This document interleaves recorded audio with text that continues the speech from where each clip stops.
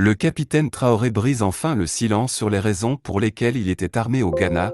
La raison va vous choquer. Il y a eu tellement de questions et de controverses sur la façon dont Taylor est apparu au Ghana lors de l'investiture présidentielle, mais il a finalement mis fin à toutes ces questions en brisant son silence. En matière de sécurité, le président Ibrahim Traoré du Burkina Faso vit toujours selon une règle simple: soyez prêts. Même si certains pourraient dire que c'est fou, il voit cela comme du bon sens, en particulier dans son domaine d'activité, qui est l'armée. Prenons sa récente apparition surprise au Ghana lors de l'investiture du président John Mahama. Sur le papier, il n'était pas censé être là, il avait auparavant refusé l'invitation et avait choisi d'envoyer un représentant. Et tout le monde croyait qu'il allait se faire représenter par l'un de ses proches collaborateurs. Au lieu de cela, ce fut le coup de théâtre. Tôt ce matin-là, les officiers du protocole ghanéen ont eu le choc de leur vie, lorsque le convoi de Traoré a fait irruption sur les lieux sans prévenir. C'était le genre d'entrée dramatique à laquelle on s'attend dans un film d'espionnage. Ali Naka, un journaliste ghanéen, avait résumé la situation, en tweetant ce matin-là: l'équipe du protocole du Ghana a été informée que Traoré ne serait pas présent, mais il est arrivé sans prévenir. Le moment était inoubliable. Une ligne de Land Cruiser blindée noire s'est arrêtée, les moteurs grondant comme s'ils annonçaient l'arrivée d'un VIP. Des gardes armés ont entouré les véhicules, leurs visages aussi endurcis, scrutant chaque recoin comme s'ils s'attendaient à des ennuis. Puis l'homme lui-même est sorti, habillé de la tête aux pieds dans son uniforme militaire, un pistolet attaché à sa hanche pour que tout le monde puisse voir que ce n'était pas juste un accessoire, c'était un message. La foule est devenue folle. Les gens ont crié son nom comme s'il était un héros légendaire, faisant un retour inattendu. Mais, derrière les applaudissements, il y avait un air de malaise. Chacun de ses mouvements criait prudence. Son service de sécurité ne l'a pas seulement protégé, ils l'ont gardé, comme s'il marchait sur un champ de bataille. Même le pistolet à ses côtés semblait dire quelque chose de plus fort, que des simples mots n'auraient pu jamais le faire. Je ne prends pas de risques, je ne fais confiance à personne. Et si vous regardez toujours cette vidéo, cela signifie qu'il y a de fortes chances que vous aimez Ibrahim Traoré et le travail qu'il accomplit. Alors pourquoi ne pas prendre une seconde et appuyer sur le bouton j'aime? Avez-vous déjà fait cela? C'est bon, merci. Ok, revenons à notre sujet.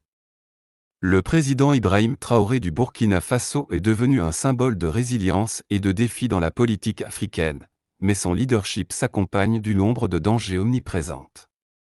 Son approche de la sécurité est un reflet brutal du climat politique instable dans lequel il évolue quotidiennement, pendant que ses apparitions en Russie montrent souvent un entourage plus diplomatique et composé.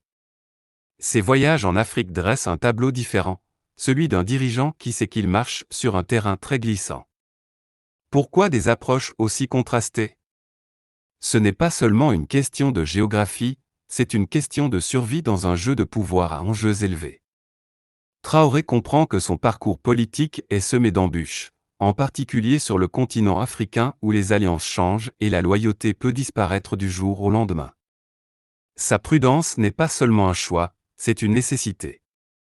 Lorsque Traoré est arrivé au pouvoir le 30 septembre 2022, il n'a pas seulement fait un coup d'État à un leader, mais il a aussi envoyé des ondes de choc à travers la région, dans une annonce audacieuse, déclarant que l'armée avait renversé Paul-Henri Damiba, un homme qui avait lui-même pris le pouvoir par un coup d'État seulement 8 mois plus tôt. L'échec de Damiba à faire face à l'escalade des insurrections islamiques était la justification donnée par Traoré pour sa prise du pouvoir. Après avoir pris le contrôle du pays, sa rhétorique ne s'est pas arrêtée là. Traoré a ouvertement accusé la France de jouer un rôle dans la déstabilisation du Burkina Faso, affirmant que l'ancienne puissance coloniale travaillait dans les coulisses avec des pays comme le Bénin et la Côte d'Ivoire. Les accusations contre la France n'étaient pas que des mots, elles étaient le prélude à l'action.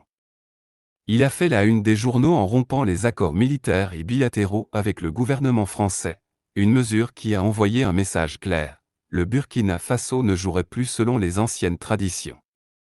Règles de dépendance et d'influence de Paris, ce n'était rien de moins qu'une rébellion. Le président français Emmanuel Macron a été prompt à critiquer, suggérant que Traoré mordait la main qui avait sauvé le Burkina Faso, de tomber dans le chaos, mais trop n'était pas intéressé par une politique conciliante pour lui. Il ne s'agissait pas seulement du Burkina Faso, mais de l'Afrique qui réclamait son indépendance face à l'ingérence néocoloniale. Avec cette position audacieuse, des ennemis sont venus depuis sa prise du pouvoir. Traoré a été un homme marqué. Des rapports de tentatives d'assassinat et de complots de coup d'État ont fait surface à plusieurs reprises, les analystes de la sécurité suggérant que ces plans pourraient avoir lien avec des intérêts étrangers désespérés de reprendre le contrôle du Burkina Faso. Les décisions audacieuses du président et son refus de suivre la ligne ont fait de lui à la fois un héros et une cible.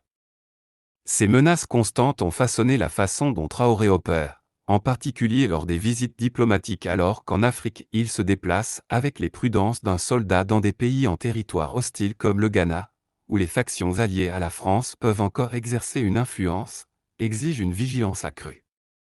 Traoré voyage dans des convois de véhicules blindés flanqués de gardes lourdement armés qui semblent prêts au combat. Un pistolet est toujours à portée de main, un rappel brutal de la confiance. C'est un luxe qu'il ne peut pas se permettre, son équipe de sécurité est plus qu'une simple protection. C'est le reflet des batailles qu'il mène chaque jour contre les insurgés, contre les rivaux politiques et contre l'influence persistante des puissances étrangères. Chaque pas qu'il fait est délibéré. Chaque mouvement est calculé comme s'il sait que même le plus petit faux pas pourrait lui coûter tout pour ses partisans. La vigilance de Trio est un test pour sa force et sa détermination. C'est le signe d'un leader prêt à tout pour protéger son peuple et sa vision du Burkina Faso.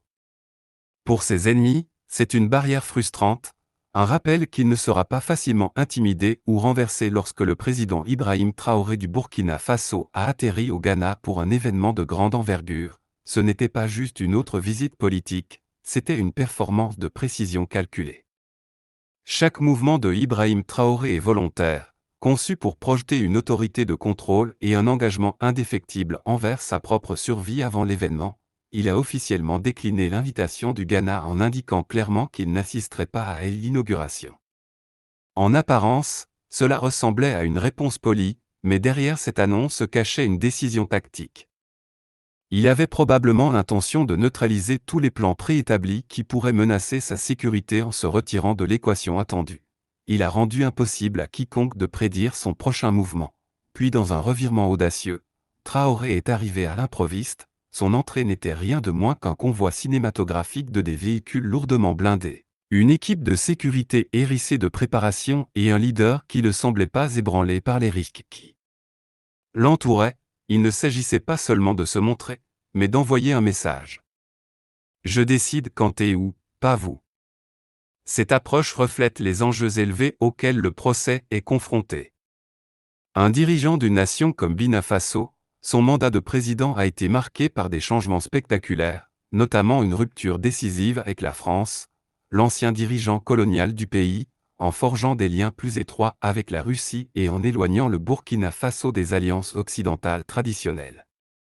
Ces mouvements ont fait de lui une figure polarisante, célébré par ceux qui le considèrent comme un champion de la souveraineté africaine et ciblé par ceux dont il a défié les intérêts pour les juger. Il ne s'agit pas seulement de politique, il s'agit de survie. Chaque poignée de main, chaque rencontre, chaque voyage comporte un danger potentiel. Même une invitation à l'investiture du Ghana, quelque chose qui pourrait sembler être un geste diplomatique de routine, n'est pas pris au pied de la lettre. L'état d'esprit de Traoré est clair. La confiance gagne et ne se donne pas, et sa sécurité ne repose que sur ceux qu'il connaît profondément et en qui il a entièrement confiance. Ce niveau de prudence n'est pas né de la paranoïa, il est enraciné dans les dures réalités du passé du Burkina Faso. Traoré est particulièrement conscient de l'histoire tragique de Thomas Sankara, le révolutionnaire charismatique qui a dirigé le Burkina Faso à travers des réformes radicales dans les années 1980.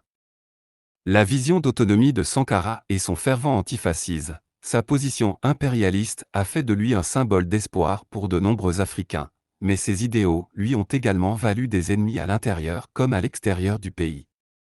Il a été trahi par quelqu'un de son entourage. Sankara a été assassiné lors d'un coup d'État. Cela a laissé une cicatrice permanente sur l'histoire politique du Burkina Faso. Traoré a appris du sort de Sankara. Il sait que le poids d'être un leader qui défie le statu quo pour défier les intérêts puissants, en particulier ceux liés à l'influence étrangère, c'est peindre une cible dans votre dos.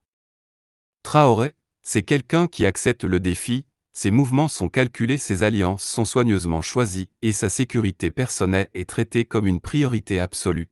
Lorsqu'il met les pieds sur un sol étranger, en particulier en Afrique, son approche est inébranlable. Des convois blindés, un personnel de sécurité hautement qualifié et une volonté de s'adapter à toutes les situations. Ce ne sont pas seulement des précautions, mais un mode de vie. La présence d'Ibrahim Traoré dans des endroits comme le Ghana nous rappelle que dans son monde, la survie n'est pas garantie et que chaque pas en avant doit être gagné par la vigilance et la stratégie. C'est tout pour aujourd'hui. La question du jour est: pensez-vous qu'Ibrahim Traoré a bien fait d'aller au Ghana armé? Dites-nous ce que vous pensez dans la section commentaires ci-dessous.